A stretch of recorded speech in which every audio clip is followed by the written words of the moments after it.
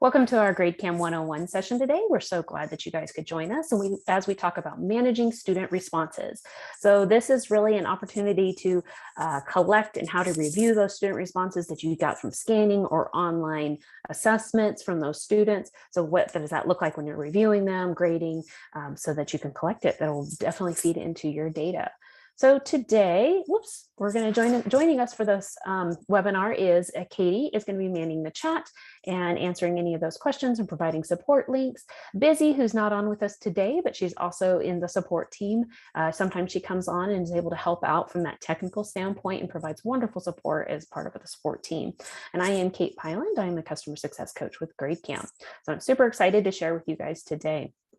Before we get started, I do want to point out that we do have some new navigation and features that if you haven't been in GradeCam recently and you may have missed, we'd love to highlight some of these great things that we've changed based on feedback from you, our users. So in particular, probably our biggest thing has been the new navigation and homepage with the new tiles. So you'll get to see that, making it much easier to navigate through the program, as well as you finding your way if you start getting further into an assignment or into that data. So I really love how we have this consistent sidebar and these tiles to get you started.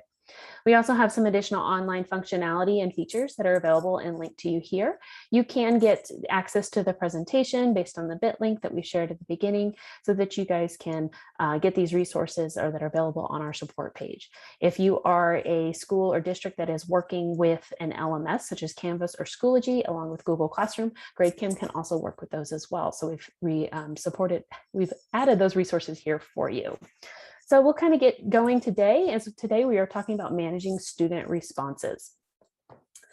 So managing student responses is kind of really important as you're collecting grades and assignments from those students. So what does that look like? How do you work through those if you need to grade auto-graded pieces versus the teacher-graded pieces? That's kind of what we're going to walk you through today.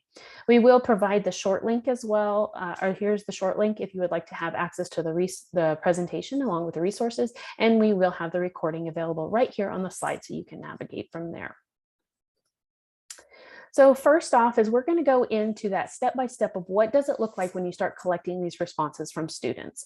So we are going to look at the turned in and in progress filter if things are coming in online, talk about those differences between your auto-graded and your teacher-graded questions, and then we're actually reviewing those responses for grading or just to get an overview of what the students were sharing with you, as well as the rubric grading, which is a part of a teacher-graded questions. So I'm going to jump over to GradeCam where this makes a lot more sense to show you what's going on.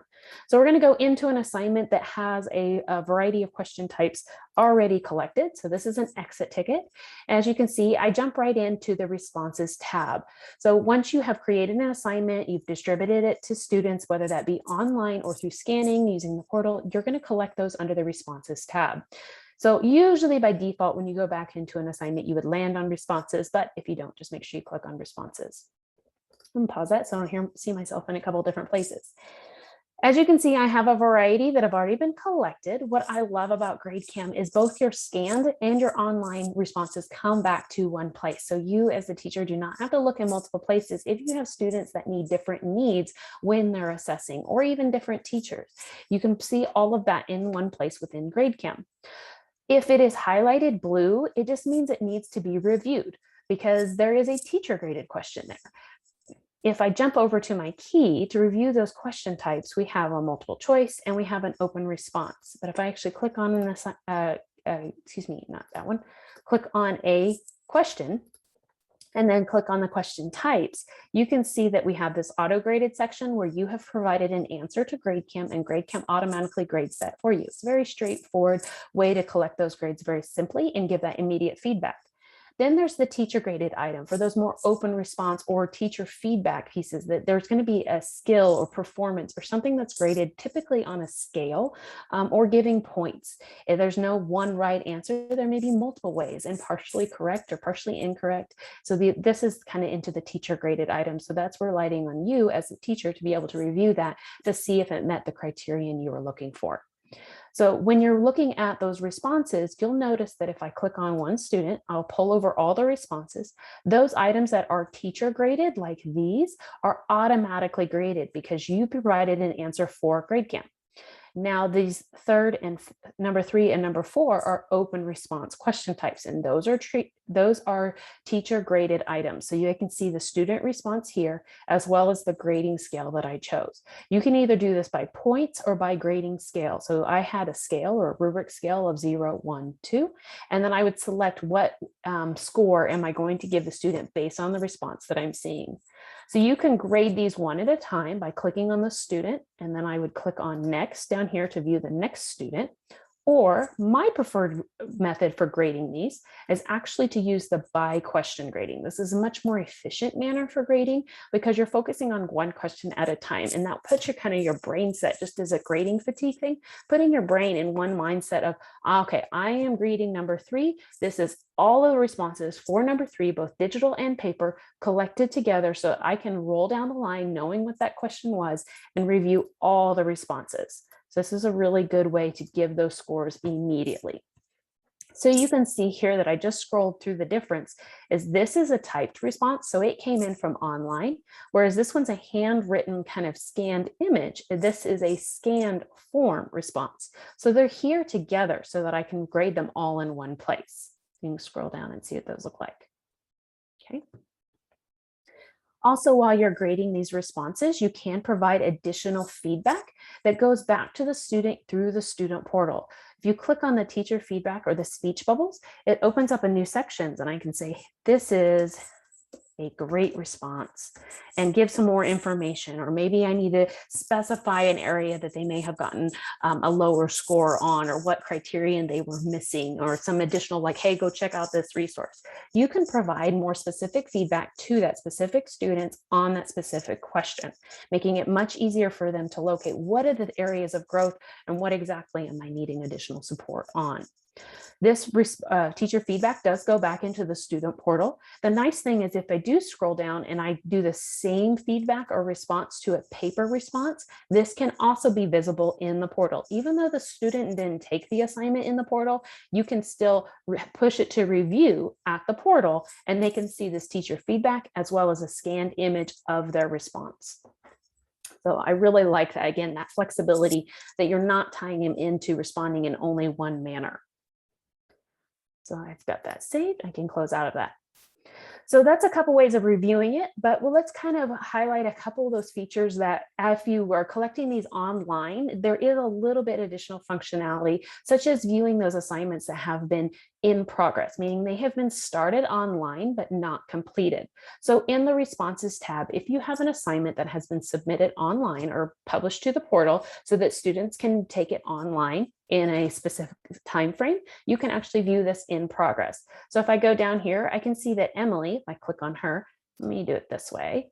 I like to do show details. That's my preferred way of looking at it. So if I hit show details, that way I can kind of look at everybody at once. I can see, okay, Emily, you've gotten 4 out of the 5 answered. You have 1 question yet left. She's kind of stuck on number 5. Maybe there's some additional review. I get kind of an overview of what's going on. It does grade it if it's a teacher grade. The student doesn't see this grade, but I, as a teacher, if I were looking at the results and this is a 50 question quiz and I see that they've already missed 49 questions, I'm probably going to stop that student and look at them in progress and say, hey, let's kind of take a step back and figure out what's going on. So it's really nice, again, that you're kind of getting that teacher graded piece right away. And I get a quick overview of what they did, but if I want to read Hannah's full response, I can actually click on Hannah's name and it'll give me that full open-ended response. She has not responded on 4 and 5 yet. Remember, those are unanswered questions. Also, a part of the online functionality is, since this is online, I can also go ahead and turn this in. If I say, hey, Emily, we're not actually going to do number 5, we're just going to skip it, but you forgot to turn that in, I can check the box next to Emily's name and I can say turn in. So that's really nice, is that if a student just walks away, they completely forgot to turn it in at the end of the lesson, I can actually force turn that in from the teacher's standpoint. And then I can go back over here to turn in and I can see Emily and it already grades. I can go ahead and give that review or whatever additional information that I need to give from that side. So that is an online only function. And it's just because if you were doing this on paper, you'd be walking around the classroom and you can review things that way. So this is just from that digital or remote standpoint of being able to access that information. You can also manage your filters over here on the side if you just want to see your whole class, which I really like to do.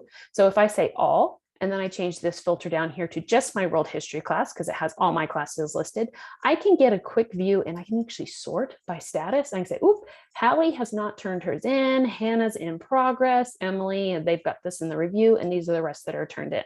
So it's really nice that I can actually sort that to see who am I maybe missing? Who do I need to look at the results still? So really, really awesome piece right there. Let me jump back over to my presentation just to make sure I've kind of gotten everything scored from this point. So we talked about auto-graded versus teacher-graded, just the different situations that you may use those, and then the reviewing of those responses either by student or by question. I really love by question grading because I feel like that makes you just a little bit more efficient if you're focusing on a question at a time. Okay, rubric grading is a part of that open response as well. So here's some pro tips as well as you're working through your responses from your students is you can manually edit or enter a question. So say that Hallie did need to turn in her assignment, but I needed to meet with her ahead of time and she just did this verbally with me in the class.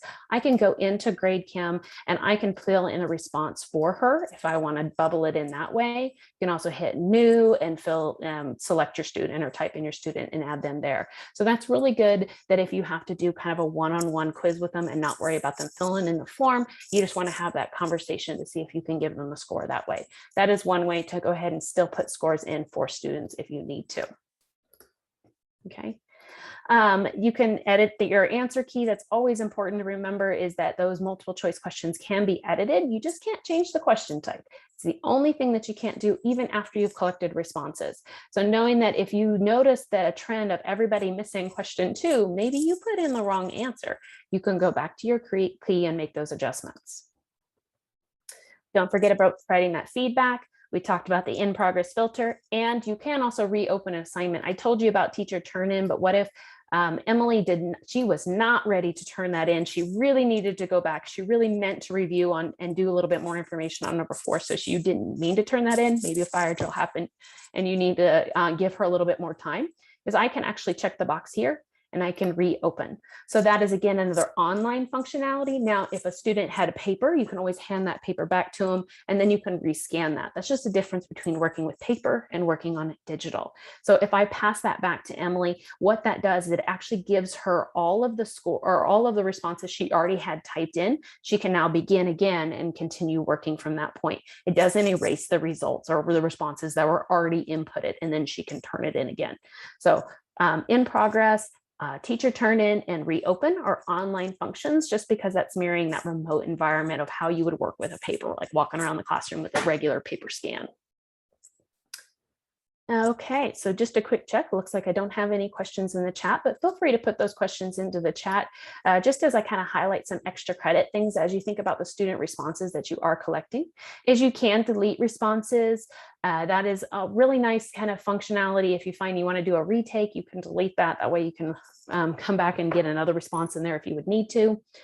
File import scans. This is a great functionality that if you're collecting 500, 100 scans, 50 scans, you have paper scans, you have 50 paper forms, you can actually do a file import using the import icon right here. I've heard a lot of people use that, particularly when they're doing some sort of big practice test and they don't want to stand there and scan all of them, even though that's fast. They just want to walk down to their scanner, make a file, and then import those and still grade them. So you do have some great functionality with that. Don't forget about that grade transfer. After you review all those responses, use that easy one key grade transfer so that you can get them over into your gradebook and get done. And then another extra credit piece, just selecting about responses, is the observation assignment. And if you have not seen the observation assignment, you definitely need to check this one out. So I'm going to jump back out.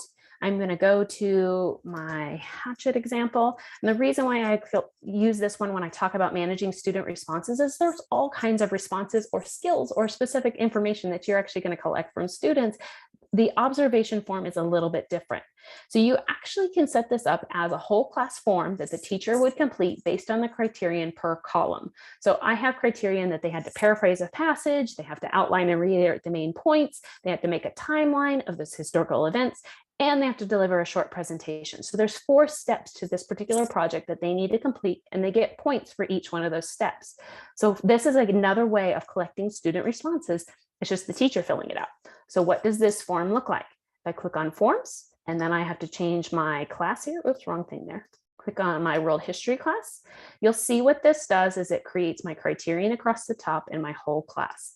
I'm going to bump this up on size just so we have a little bit more room, and I'm going to generate it so you guys can see this. This is from the teacher standpoint. So if students are all different spots and presenting at all different things and one thing comes before the other, I can actually have this paper on a clipboard and I would handwrite in my responses into these little squares. So this is my criterion across the top and here is my student.